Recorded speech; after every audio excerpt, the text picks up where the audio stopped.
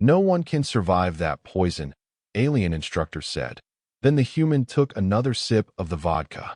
Before we dive into this story, drop a quick hi in the comments and tell me where you're watching from. It really helps support the channel. The prestigious Galactic Academy of Xenobiology stood as a beacon of interspecies education in the Orion Arm, its crystalline spires gleaming against the backdrop of twin suns. Within its halls, beings from across the galaxy gathered to learn the intricacies of different species biology, medicine, and survival. Professor Zexen, a tall, amphibious being with glistening blue skin and bulbous eyes that could rotate independently, stared in horror as Tyler Grant, the only human in his advanced xenotoxicology class, casually reached into his bag and retrieved a clear bottle containing a transparent liquid. Today we will study the various chemical compounds that serve as universal toxins across most carbon-based life forms, Professor Tull announced to the classroom, filled with 27 students representing 16 different species. His voice produced a melodic warble that the universal translators rendered into understandable speech for all present. The classroom was arranged in concentric semicircles, with each student sitting at a desk equipped with holographic displays and sensory analyzers. The room's center featured a large demonstration table where Professor Tull conducted his experiments, surrounded by safety fields and atmospheric controls. Tyler, a former military medic who had earned a scholarship to the academy, sat in the third row.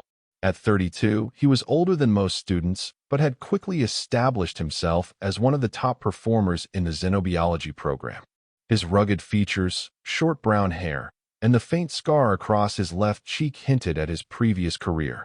Before we begin with today's practical demonstration, Professor Tull continued, gesturing with his webbed hands. I must emphasize that the substances we will analyze today are extremely dangerous. Most can cause paralysis, organ failure, or death in 98% of known sentient species. The professor's assistants began distributing sealed containers to each student. Inside each transparent cube floated tiny amounts of various compounds, suspended in stasis fields for safety. Your analyzers will allow you to study these toxins without direct exposure, Professor Tull explained. Begin by scanning compound A7, the clear liquid with a faint blue luminescence. As the students activated their scanners, Tyler unscrewed the cap from his bottle and poured a small amount of the clear liquid into a cup he had brought. The faint smell of ethanol wafted through the air. Professor Tull's left eye swiveled toward the human, while his right remained fixed on the holographic display. Mr. Grant, he said sharply, what are you doing? The classroom fell silent as all attention turned to Tyler. Just having a drink, Professor, Tyler replied casually. Long night studying. Need a little pick-me-up. Professor Tull moved with surprising speed for his bulky frame, sliding across the floor on a thin film of moisture his species naturally secreted when in motion. He reached Tyler's desk, and his eyes widened as he analyzed the liquid. Students, emergency protocol, he shouted, his skin changing from blue to a pale white. Mr. Grant has exposed himself to a Class 3 neurotoxin. The alien students gasped collectively, some activating personal protection fields, others backing away from Tyler's desk. A few of the more sensitive species began emitting distress pheromones that made the air thick and cloying. Tyler looked confused for a moment before realization dawned on his face. He glanced down at his cup and then back at the professor. This, Tyler said, holding up the cup. It's just vodka, Professor. Human drink. Do not move, Mr. Grant. Professor Tull commanded, pressing an emergency button on his wrist device. Medical team is on the way. That substance contains ethanol, a potent neurotoxin that attacks synaptic functions in most species. Tyler couldn't help but smile. Professor, humans drink this regularly. It's alcohol. We metabolize it differently than most species. Before Professor Tull could respond, Tyler raised the cup to his lips and took a deliberate sip. The classroom erupted in chaos. Several students screamed in their native languages, overwhelming the translation system. One insectoid being fainted, falling backward with a loud, chittering sound. "No one can survive that poison," Professor Tull said, his voice rising to be heard above the commotion. Then the human took another sip of the vodka. "I assure you, I'm fine," Tyler said calmly. "This is a cultural beverage on Earth. Has been for thousands of years." The medical team burst through the doors, pushing a floating gurney and carrying various emergency treatment devices. Professor Tull waved them over frantically. "This student has ingested approximately 30 milliliters of ethanol solution. Prepare for full neurological support and toxin extraction." The lead medic, a four-armed humanoid with green skin and a ridge of small horns running across her head, approached Tyler with a scanner. Her expression changed from urgent concern to confusion as she read the results. "Professor," she said slowly, "his vital signs are normal. There's ethanol in his bloodstream, but his systems appear to be processing it without adverse effects."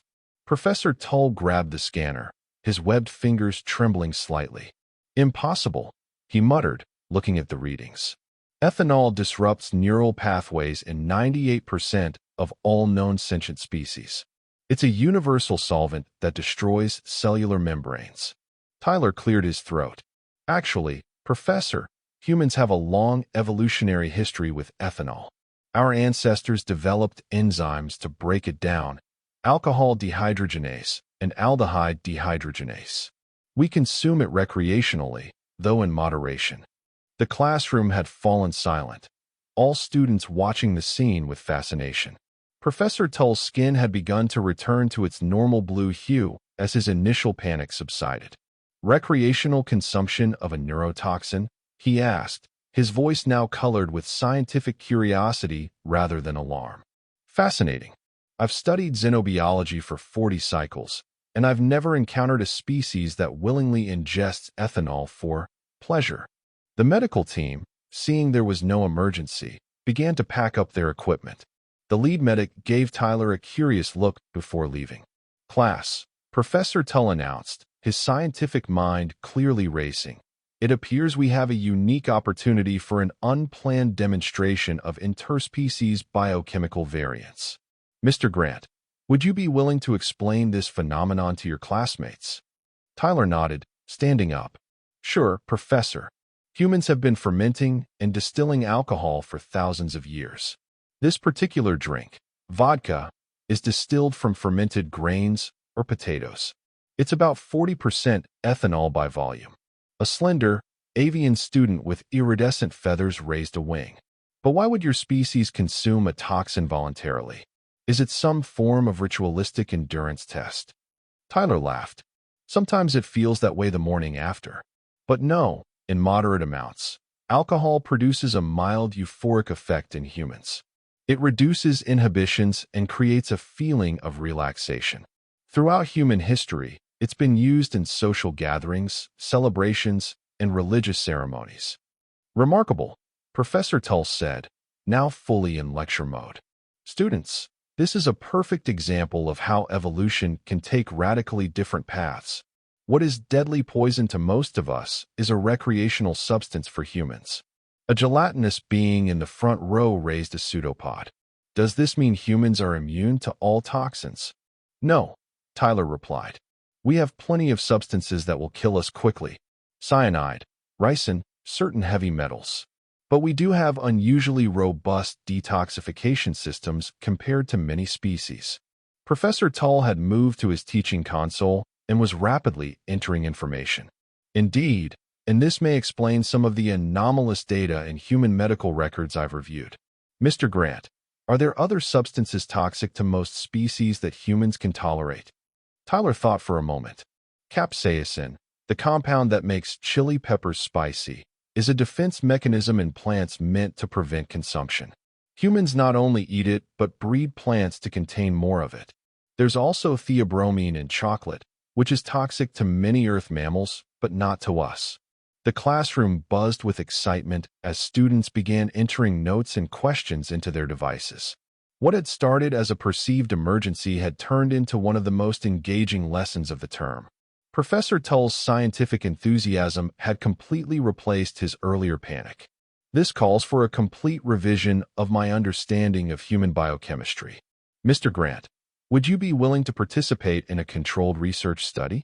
With proper ethical oversight, of course. Tyler shrugged. Happy to help advance xenobiology, Professor. As the class continued, word of the incident spread quickly through the academy. By midday, Tyler found himself something of a celebrity, with students and even faculty from other departments approaching him with questions about human biochemistry. During lunch in the academy's central atrium, a vast space filled with plants from dozens of worlds, designed to accommodate the dietary needs of all students, Tyler found himself surrounded by curious classmates. Nyx, a reptilian being with copper-colored scales and vertical pupils, slid into the seat across from Tyler.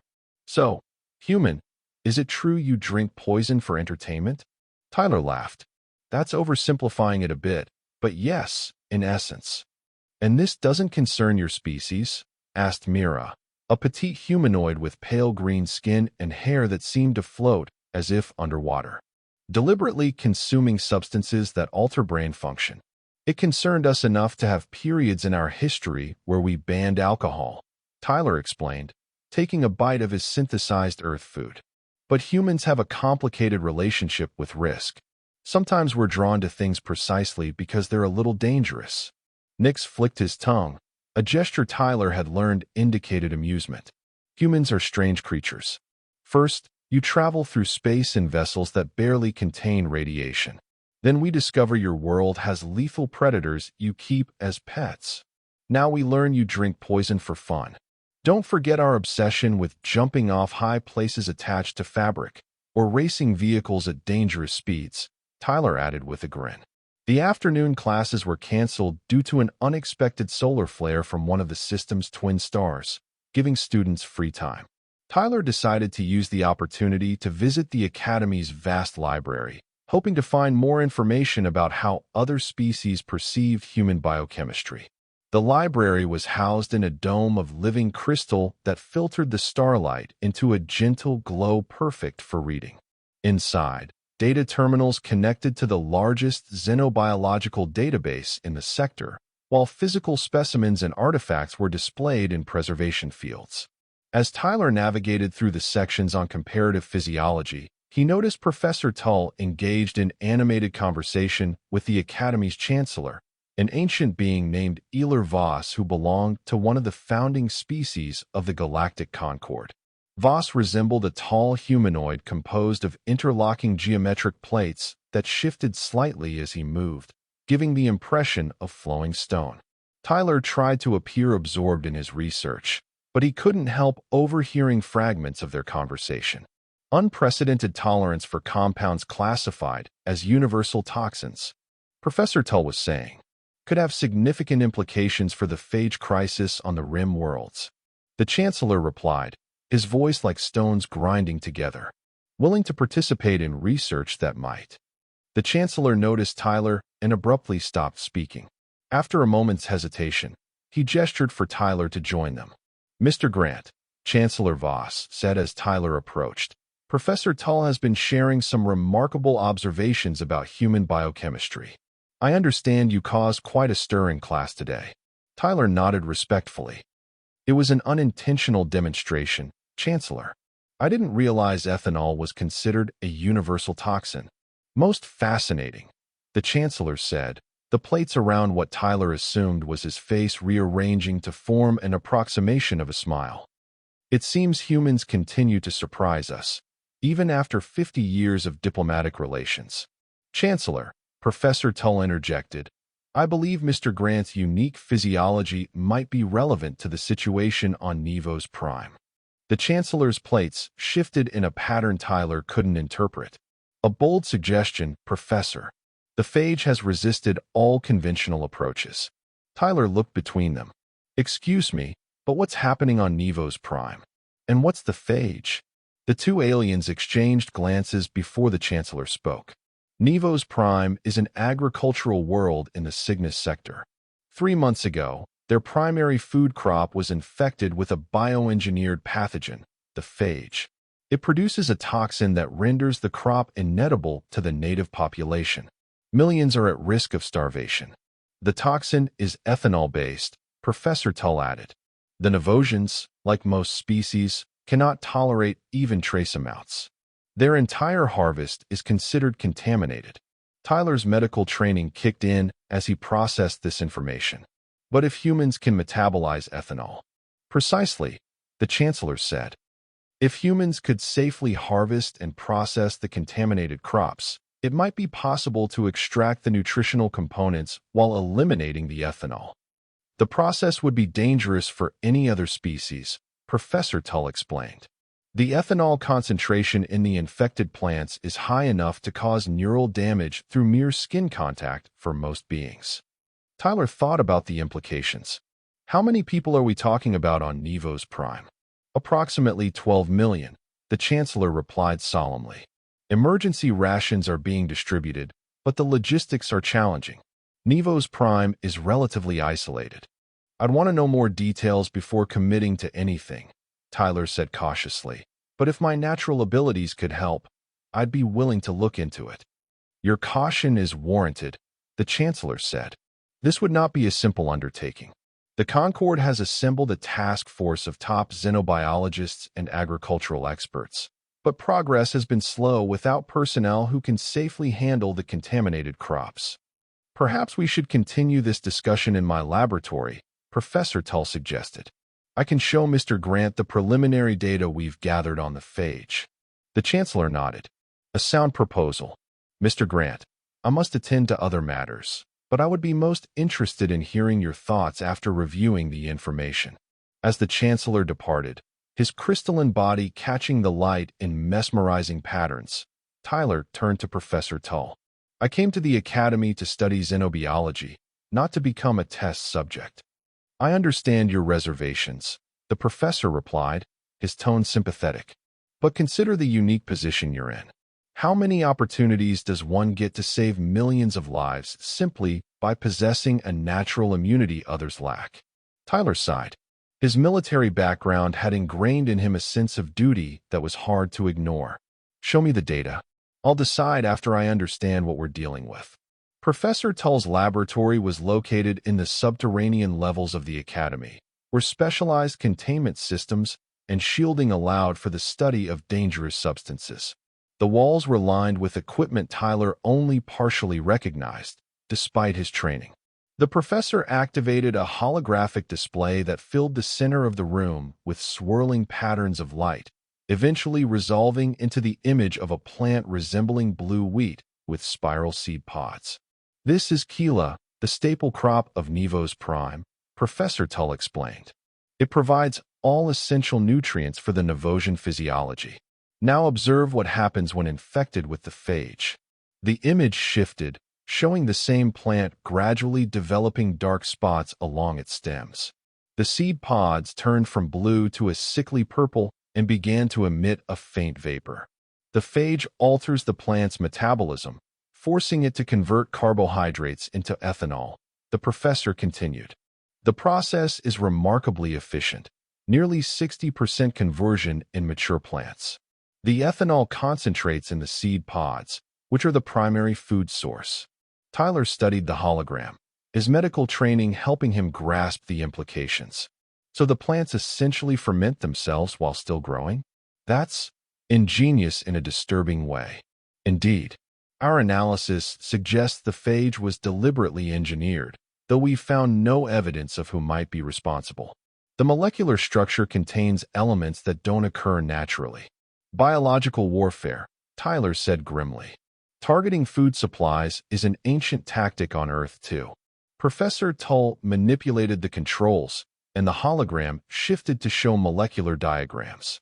The truly insidious aspect is that the ethanol bonds with the essential nutrients in ways that make standard detoxification processes ineffective. Attempts to remove the ethanol destroy the nutritional value. But humans might be able to process both together, Tyler reasoned, since we can metabolize the ethanol without harm. Precisely.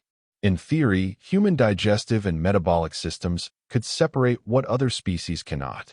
The ethanol would be processed by your liver while the nutrients would be absorbed normally. Tyler frowned. But that doesn't solve the immediate crisis. Even if I could eat the contaminated crop without harm, that doesn't feed millions of Novosians. No, but it might lead to a solution. Professor Tull pressed another control, and a new image appeared. A complex machine with multiple chambers and processing tubes. This is a prototype biofiltration system our engineers have developed. It's designed to mimic metabolic processes to separate compounds at the molecular level. Like an artificial liver, Tyler observed. Conceptually, yes. The challenge has been finding organisms or enzymes that can process the ethanol without destroying the nutrients. We've tested thousands without success. Tyler began to see where this was heading. And now you want to study human enzymes to see if they can do the job. Your species' alcohol dehydrogenase is remarkably efficient, Professor Tull confirmed. If we could isolate and reproduce it in sufficient quantities, we might be able to process the contaminated harvest mechanically. Tyler walked around the hologram, considering the implications. What exactly would you need from me? Initially, blood and tissue samples to isolate the enzymes. If those prove promising, we would need to test their efficacy on contaminated chela samples, which would require bringing samples of the phage here. Professor Tull's skin darkened slightly, which Tyler had learned indicated discomfort. Under strict quarantine protocols, yes. The risk would be minimal, but not zero. Tyler took a deep breath. Let me sleep on it. This is a lot to process. Of course, the professor said. But I should mention that a research vessel is departing for Nevos Prime in 3 days. If we are to join the effort, preparations would need to begin immediately. That evening, Tyler returned to his quarters, a modest room in the Academy's residential wing that had been specially modified with Earth-standard gravity and atmosphere. The events of the day swirled in his mind as he tried to relax. His communication terminal chimed, indicating an incoming call from Earth. Tyler smiled as he accepted the connection, and the holographic image of his sister, Emma, appeared. "Hey, Space Cadet," she greeted him with a warm smile. "How's life among the stars?" "Eventful," Tyler replied, running a hand through his hair. "I accidentally caused a panic in toxicology class today by drinking vodka." Emma laughed. "Only you could turn happy hour into an interstellar incident." "Do I even want to know?" Tyler explained the day's events, watching his sister's expression shift from amusement to seriousness as he described the situation on Nevos Prime. "So now they want you to save an alien world because you can hold your liquor?" Emma asked. I don't even have words for what that is." "It's not quite that simple," Tyler said. "They need to study human enzymes to create a filtration system. But yeah, basically my ability to drink vodka without dying might help save millions of aliens from starvation." Emma was silent for a moment. Mom would find this hilarious. Remember how she always said your drinking would either get you into trouble or make you famous? The mention of their mother brought a sad smile to Tyler's face. She had passed away 2 years ago, shortly before he'd received the Academy Scholarship. I guess she was right, as usual. "So are you going to do it?" Emma asked. "I'm considering it. It would mean putting my studies on hold, possibly for months." "Tyler," Emma said, her expression serious. "You joined the military right out of high school because you wanted to help people. You became a medic for the same reason. Now you have a chance to save millions. I know what you're going to do, even if you're still pretending to think about it." Tyler chuckled. "You know me too well. That's what big sisters are for," she replied with a smile. "Just promise me you'll be careful. I don't know much about alien diseases, but phage sounds like something from a horror movie." "I promise," Tyler said, "and I'll keep you updated." The research vessel leaves in 3 days. After ending the call, Tyler stood by the window of his quarters, looking out at the unfamiliar constellations. When he'd accepted the scholarship to the Academy, he'd imagined his time would be spent in classrooms and laboratories, not potentially on the front lines of a crisis on a distant world. But Emma was right. He already knew what his answer would be. Tomorrow, he would tell Professor Tull he was willing to participate in the research. His unique human physiology, the same biology that allowed him to enjoy a simple drink that would kill most other sentient species, might hold the key to saving millions of lives. As he prepared for bed, Tyler couldn't help but find irony in the situation. Throughout human history, alcohol had often been called the cause of and solution to all of life's problems. Now, on a galactic scale, that old joke was proving to be literally true. The next morning, Tyler made his way to Professor Tull's laboratory, his decision made. As he entered, he found not only the professor but also Chancellor Voss and several other faculty members he didn't recognize. Mr. Grant. The Chancellor greeted him, the plates of his crystalline face arranging into what Tyler had come to recognize as a formal expression. Have you had time to consider our discussion? I have, Tyler replied, looking around at the assembled aliens. I'm willing to participate in the research. If my biology can help find a solution to the crisis on Nevos Prime, I want to contribute. The relief in the room was palpable, even across species barriers. Professor Tull's skin brightened to a vibrant blue, while the Chancellor's plates shifted in what might have been approval. Excellent, Professor Tull said. Allow me to introduce you to the research team. We'll be traveling together to Nevos Prime aboard the science vessel Luminary. As introductions were made, Tyler realized he was stepping into something much larger than a simple research project. The fate of millions now rested, at least in part, on his uniquely human ability to do something as mundane as metabolize alcohol. And it had all started with a simple sip of vodka in class. The science vessel Luminary cut through the darkness of space, its quantum drive humming with a gentle vibration that Tyler had grown accustomed to over the past week. The ship, designed primarily for research rather than passenger transport, offered limited comfort but was equipped with state-of-the-art laboratories where Tyler had spent most of his time. Remarkable, Dr. Lena Zell muttered as she examined the holographic display of Tyler's liver enzymes breaking down ethanol molecules. A slender, avian being with iridescent plumage that shifted colors with her mood, Dr. Zell was the team's leading biochemist. The efficiency of your alcohol dehydrogenase is unlike anything I've observed in other species. Tyler sat on an examination table, a thin tube connecting his arm to a sampling device. Humans have had a long evolutionary relationship with fermented foods and beverages. Some anthropologists believe we've been consuming alcohol for millions of years, possibly starting with fermented fruit. Professor Tull, who was analyzing data at another console, swiveled one eye toward them. A fascinating example of coevolution. Your species developed enzymes to metabolize a compound that would kill most other sentient beings. Not just metabolize it, Dr. Zell added, her feathers rippling with excitement, but derive energy from it. That's the key difference. Most species' bodies treat ethanol as a pure toxin to be eliminated. Human livers convert it to acetaldehyde and then to acetate, which can be used by your cells. Tyler winced slightly as the sampling device withdrew another small amount of blood. If you're impressed by that, wait until you hear about capsaicin, the compound that makes chili peppers spicy. It's literally a pain-inducing defensive chemical that humans intentionally breed plants to produce more of, just because we enjoy the sensation.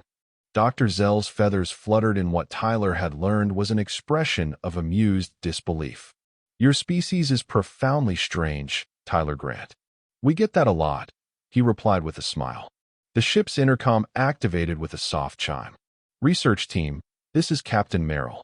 We are approaching the Nevos system and will achieve orbit around Nevos Prime in approximately 6 hours. Please secure all laboratory equipment and prepare for arrival procedures. Professor Tull acknowledged the message before turning to the team. We should compile our preliminary findings for presentation to the Crisis Response Committee. Our initial results are promising, but we must be cautious about raising false hopes. Tyler nodded, understanding the gravity of the situation they were entering. Over the past week, he had learned more about the crisis on Nevos Prime through briefings and data packets. The phage had spread to over 60% of the planet's arable land, and the contaminated harvest was being stored in massive quarantine facilities. The native Nevosians, a species of tall, willowy beings with 4 arms and skin that photosynthesize sunlight, were surviving on emergency rations and imports, but the logistics were becoming increasingly strained. As the team prepared their findings, Tyler stepped away to record a message for his sister. The communication system on the luminary allowed for transmission back to Earth, though the distance meant significant delays. "Hey Emma," he began, looking into the recorder. "We're about to reach Nevo's prime. The research is going well.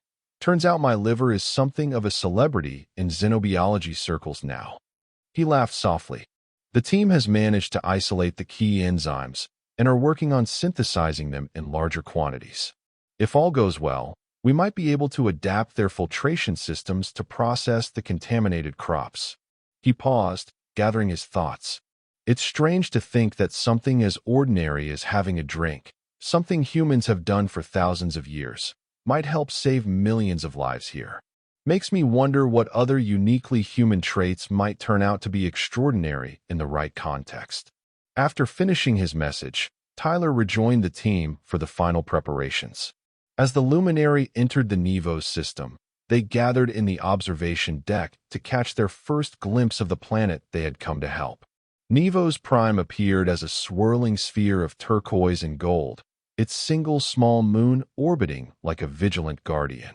The planet's unique atmospheric composition gave it its distinctive coloration, while vast oceans and 3 major continents created sweeping patterns visible even from space.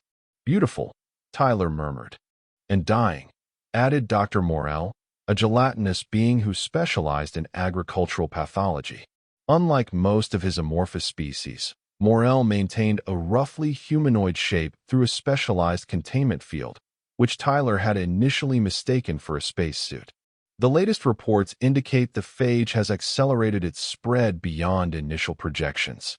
If we cannot implement a solution within 30 days, the entirety of this season's harvest will be lost.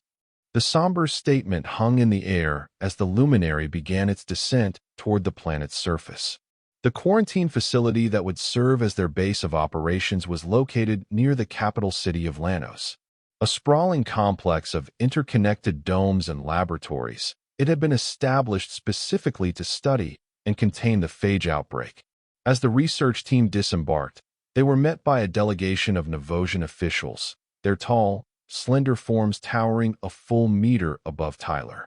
"Welcome to Nevo's Prime," greeted the lead official, a female named Director Alera whose skin displayed a pattern of photosynthetic patches in muted golds and greens.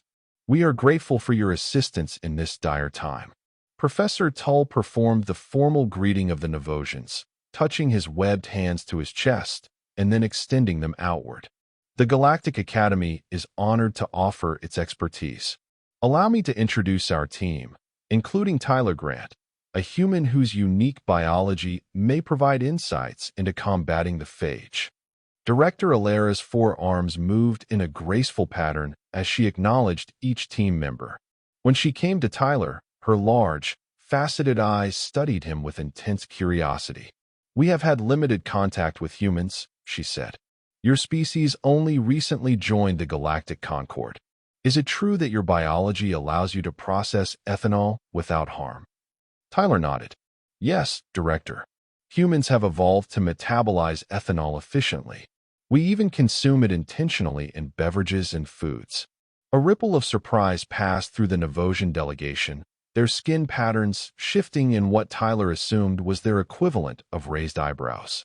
"Fascinating," Director Alera said.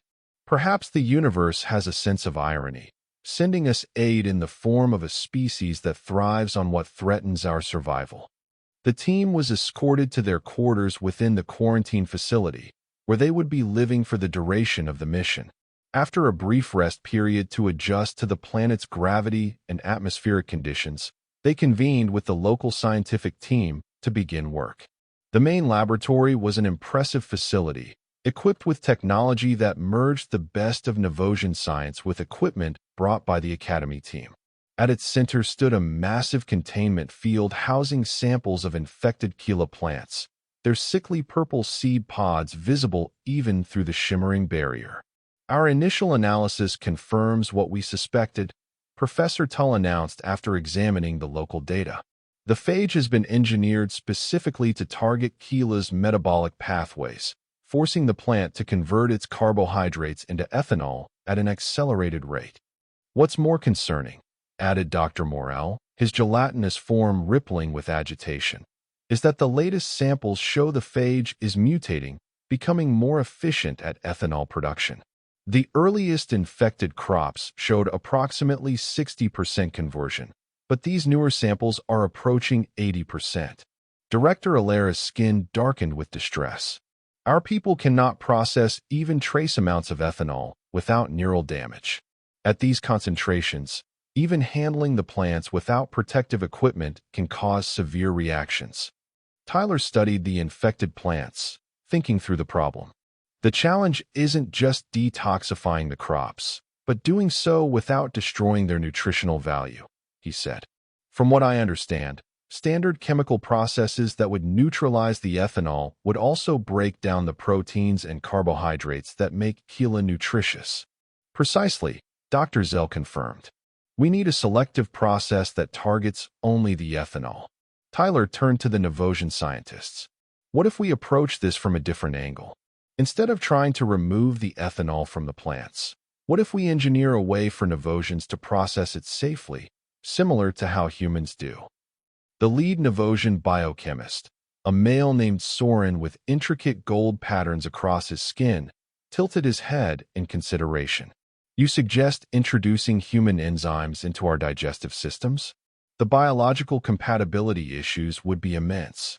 Not directly into your bodies, Tyler clarified. But what if we created a biological filter, essentially an artificial digestive system using human enzymes that could pre-process the food? Professor Tull's eyes widened with understanding. A biomimetic system that replicates human metabolic pathways for ethanol, but designed specifically to process Keela before consumption. It would need to be far more efficient than the prototype we discussed at the Academy, Dr. Zell noted, her feathers shifting to a thoughtful blue hue.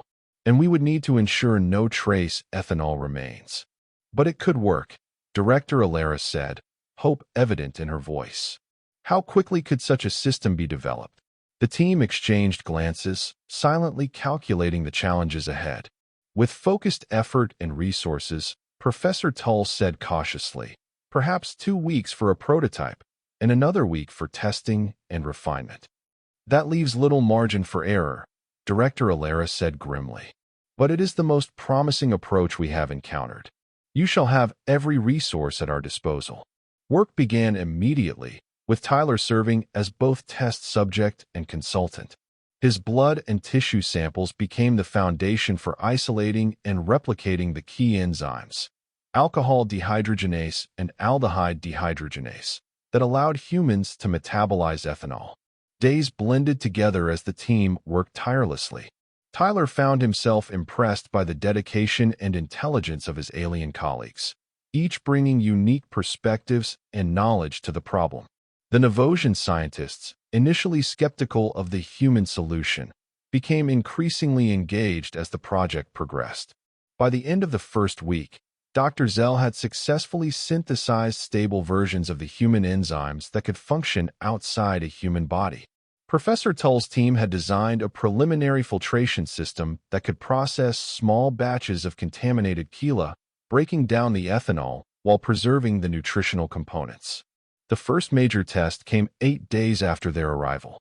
A small sample of processed Keela was presented for analysis by the Novosian nutrition experts.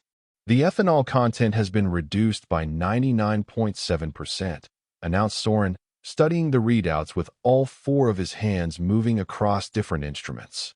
And the nutritional profile remains at 92% of uncontaminated Keela. A cheer went up from the combined research team. It was far from a complete solution. The process was slow and could only handle small amounts, but it proved the concept was viable.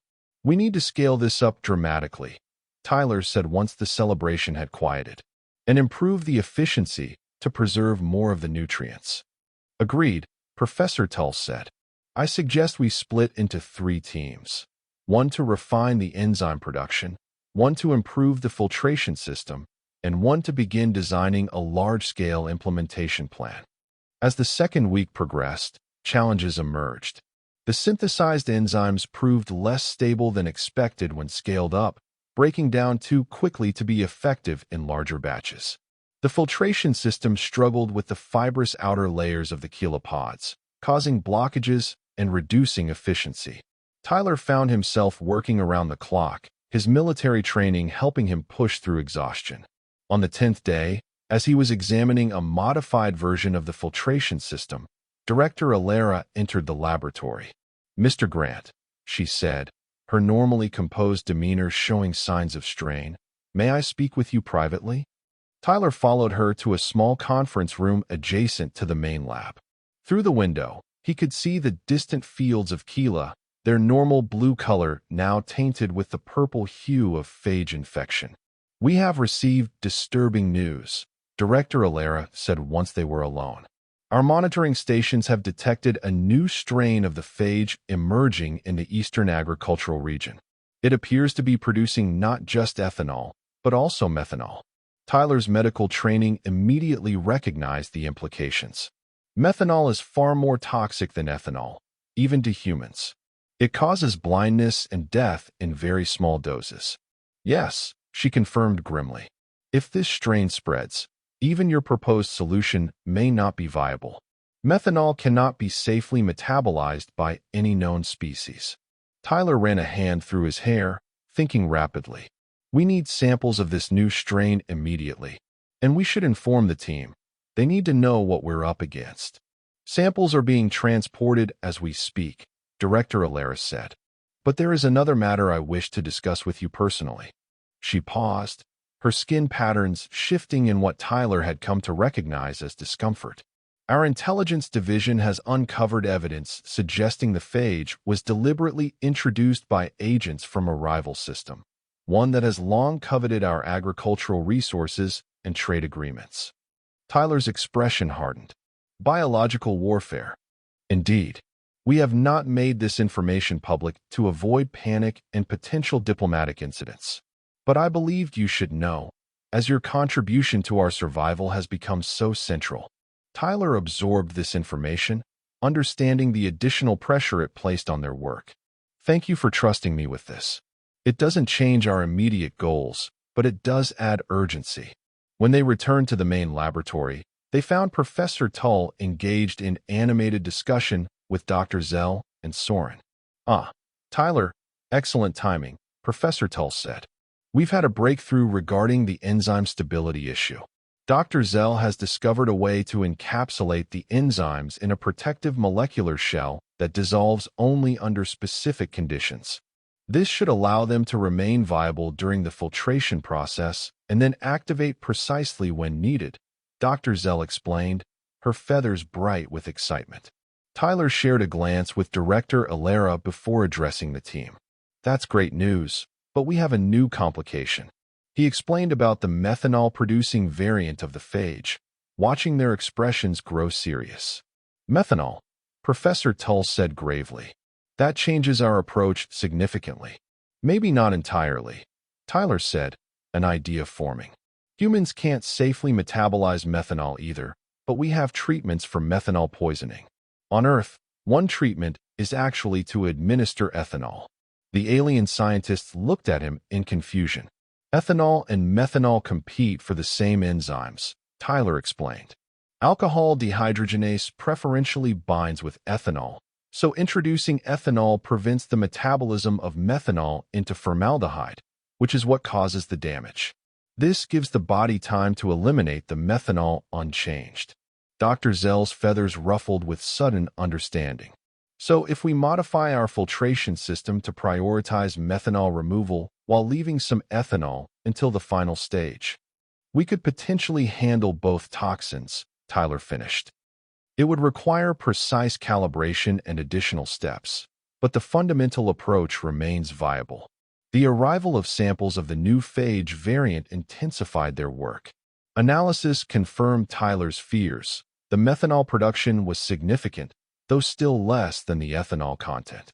The team adjusted their approach, modifying the filtration system to address both compounds. By the beginning of the third week, They had a working prototype that could process medium-sized batches of contaminated Kila, removing all methanol and reducing ethanol to trace amounts that were safe even for Novosian consumption. The nutritional preservation rate had improved to 95%.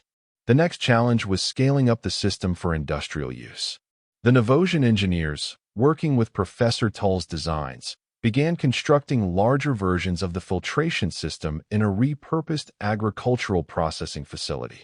Tyler, who had been running on minimal sleep for days, found himself in a rare, quiet moment as he watched the construction through a viewport. Director Alara joined him, her tall form casting a long shadow in the setting sunlight.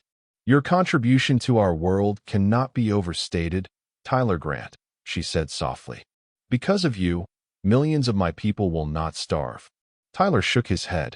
"It wasn't just me. This was a team effort, Novosian and Academy scientists working together."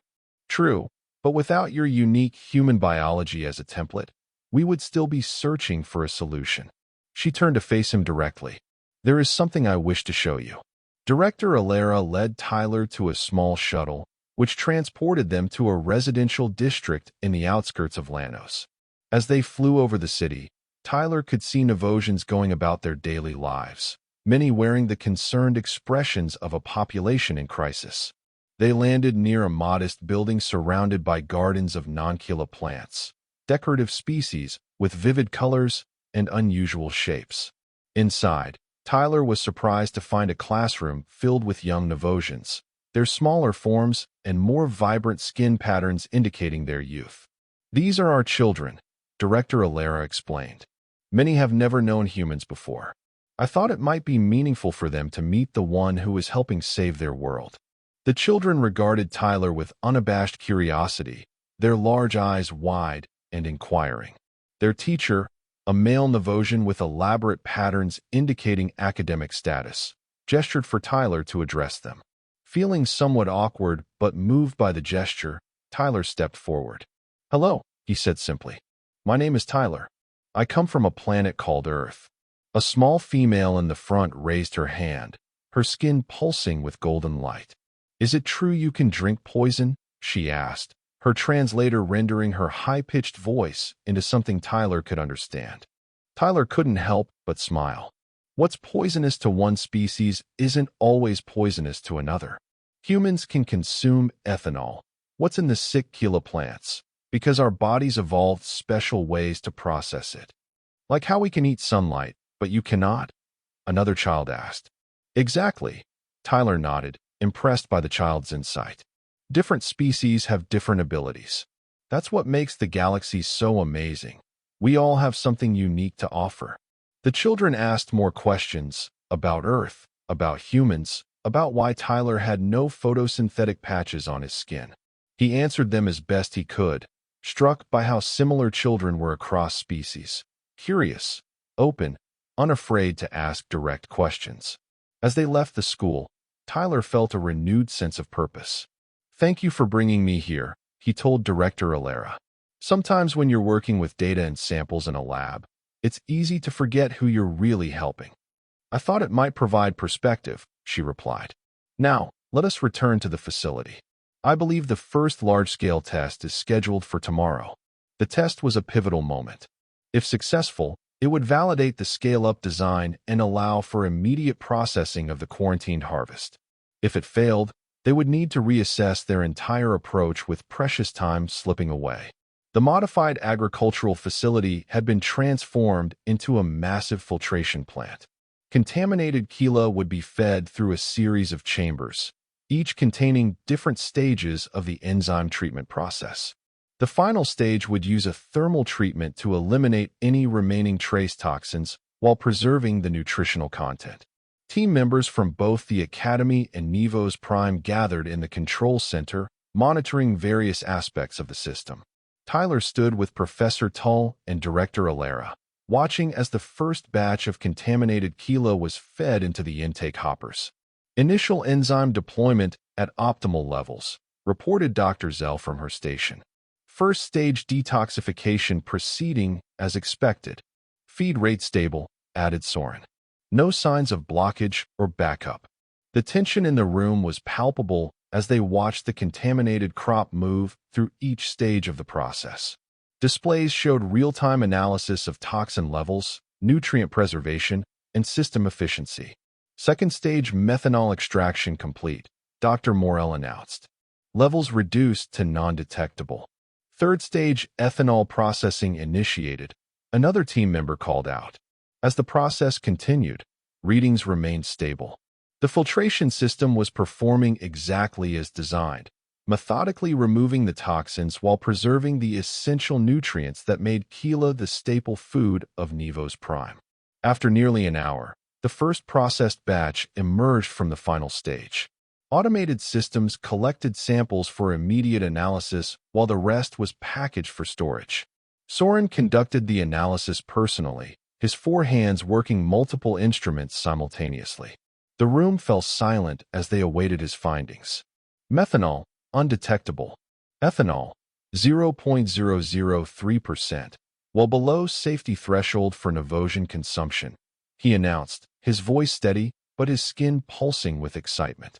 Nutritional profile at 96.2% of uncontaminated Keela. The process is a success. The control room erupted in cheers, with team members embracing regardless of species differences. Tyler found himself lifted off the ground in Director Alara's forearmed embrace, her skin glowing with a brilliant gold that seemed to emanate joy itself. "You have saved us," she said simply, setting him down gently. Professor Tull approached, his normally reserved demeanor replaced with obvious pride. "Remarkable work, Mr. Grant. Your willingness to share your biology's secrets has achieved what might have taken years through conventional research." "What happens now?" Tyler asked, looking at the displays showing the continuously operating filtration system. "Now we scale up further," Director Alara said. "This facility can process approximately 5% of our quarantined harvest. We will construct additional filtration plants based on this design, deploying them to major agricultural centers across the planet." "And the phage itself?" Tyler asked. "Have we made progress on neutralizing it?" "Our pathologists have developed a targeted fungicide that shows promise in laboratory tests," Soren explained. "With the immediate food crisis addressed, we can focus resources on eradicating the phage from our fields and investigating its origins," Director Alara added quietly, for Tyler's ears alone. In the days that followed, news of the successful detoxification spread across Nevos Prime. What had been a planet gripped by fear of imminent famine transformed into one buzzing with renewed hope and activity. Construction of additional filtration plants began immediately, with the Nevosian government allocating emergency resources to the effort. 2 weeks after the successful test, with 3 filtration plants now operational and processing thousands of tons of contaminated Keela daily, the Academy team prepared for their departure. Their mission had been accomplished. They had provided the solution Nevos Prime needed and trained local scientists to maintain and improve the system. A formal ceremony was held in the capital city's Central Plaza, where Director Alara publicly thanked the Academy team for their contribution. Tyler, standing alongside Professor Tull and the others, felt a sense of pride unlike anything he had experienced before. The people of Nevos Prime will forever remember the day when a human showed us that what we perceived as deadly poison could be transformed into salvation, Director Alara declared to the assembled crowd. Tyler Grant's unique biology and his willingness to share it with us has saved countless lives. After the ceremony, as the team made final preparations to board the Luminary for their return journey, Director Alara presented Tyler with a small crystal container. "This contains seeds of a special variant of Keela that has been named in your honor," she explained. "Grant Keela has been engineered to thrive in Earth-like conditions. It is nutritionally compatible with human physiology and contains natural compounds that produce a mild euphoric effect similar to your ethanol beverages when fermented." Tyler accepted the gift with surprise and gratitude. "Thank you, Director. I'll make sure these are studied properly when I return to Earth. Perhaps one day, humans and Nevosians will share meals and drinks together, each enjoying what the other's world has to offer," she said. different biologies finding harmony rather than conflict. As the luminary departed from Nevo's prime, Tyler watched the turquoise and gold planet recede from view through the observation deck window. Professor Tull joined him, his amphibious form moving silently across the deck. "You have accomplished something remarkable, Mr. Grant," the professor said.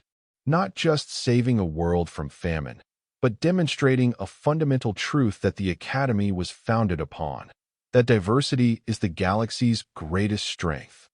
Tyler smiled. "All because I decided to have a drink in class." "Indeed," Professor Tull agreed, his skin rippling with amusement. "A simple act that revealed an extraordinary capability. I suspect this experience will change how many species view humans." "For the better, I hope," Tyler said. "Undoubtedly. You've shown that what seems like poison to one species can be sustenance to another, a powerful metaphor for interspecies relations." As the luminary engaged its quantum drive for the journey back to the Academy, Tyler thought about everything that had transpired since that day in toxicology class. A casual sip of vodka had led to an interstellar mission that saved millions of lives. He would return to his studies at the Academy with new perspective on his place in the galaxy. Humans, with their unusual biology and evolutionary quirks, had something valuable to offer the interstellar community, not despite their differences, but because of them. Months later, Tyler stood before a new class of students at the Galactic Academy of Xenobiology. After completing his studies, he had been offered a position as an instructor specializing in comparative biochemistry and interspecies medical applications. "Welcome to Advanced Xenotoxicology," he began, looking out at the diverse faces before him. "My name is Professor Grant, and our first lesson might surprise you." He placed a clear bottle on his desk. "This contains ethanol, a compound toxic to most species in this room. But to humans, it's the basis of beverages we've enjoyed for thousands of years." A Novosian student in the front row raised her hand. "Is that the same compound your enzymes helped filter from our crops?" Tyler nodded, pleased that the story was known even to new students. "The same. And that's the most important lesson I can teach you. That biology is wonderfully diverse, and what's deadly to one species might be harmless or even beneficial to another." He poured a small amount of vodka into a cup. "No one can survive that poison," he said with a smile, echoing Professor Tull's words from that fateful day. Then he took a sip, watching his students' reactions with amusement and a touch of pride. In that moment, Tyler Grant, human, former military medic, and now professor, embodied a truth that would guide interspecies relations for generations to come. That understanding and embracing biological differences could transform potential conflicts into opportunities for growth and cooperation across the stars. And that was the end of the story. If you listened all the way to here, don't forget to leave feedback about what you thought of the story in the comments, whether positive or negative. Your feedback helps us improve. Also, leave your like and subscribe to the channel for more stories like this one. And I'll leave here on the screen another video that I'm sure you'll like. Big hug, and see you in the next story.